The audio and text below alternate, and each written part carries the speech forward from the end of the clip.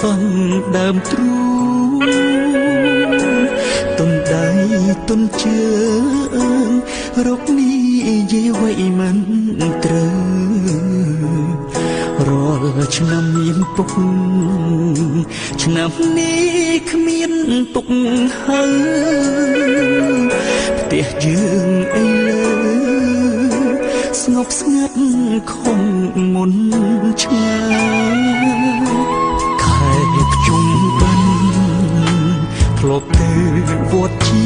មួយគ្នាឥឡូវកុំព្រាលោកតាគ្មានគុកទៀតឡើយនឹក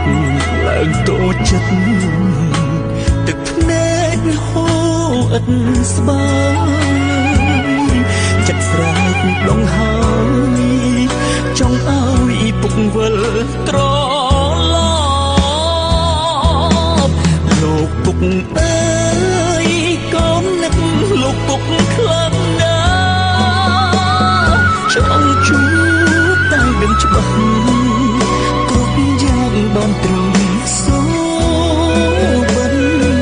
មានតែខិតខំធ្វើបុណ្យអូទិកុសលផលបុណ្យជូនពុកដល់ទីខ្ពស់សូម